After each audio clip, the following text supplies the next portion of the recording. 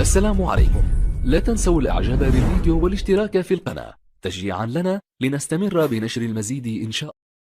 محمود عبد المنعم الشهير بكهربا انه ما جابش جوان ولا اسيست في المباراة كاس مصر، ولكنه عمل القضية ممكن مع مهيب عبد الهادي المذيع بقناة MBC، واللي رجع لأيامه زمان لما كان مراسل ونازل يعمل تصريح بعد فوز الأهلي مع إمام عاشور عشان يسخنه ويغلطه ويخليه يقول تصريحات مستفزة تخرجه عن شعوره.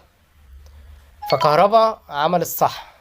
كهربا عمل ايه؟ كهربا بسرعة راح عامل حائل بينه وبين إمام عاشور عشان ما يسمحلوش ان هو يستفزه او يخليه يقول تصريحات تتحسب عليه، لان ده نفس اللي حصل لكهربا اول ما اتنقل من الزمالك للاهلي، وكان طبعا حراق وكان بيحاول يعمل معاه نفس اللي عمله او نفس اللي عايز يعمله مع امام عاشور.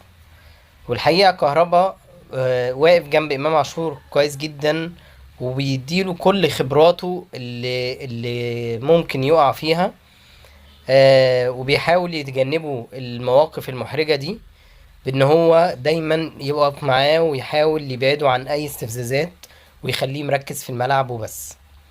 موقف جامد جدا من كهربا، بيبين قد ايه اوضه اللبس في النادي الاهلي مليانه حب وموده وخايفين على بعض.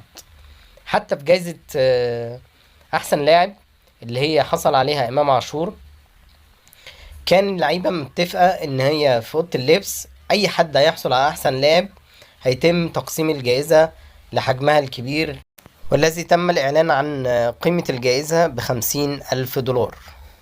وهي دي أوضة لبس النادي الأهلي اللي دائما وأبدا بيكون فيها العمل الجماعي، والانتصار للفريق أهم من الانتصار الفردي لأي لاعب مهما يكون.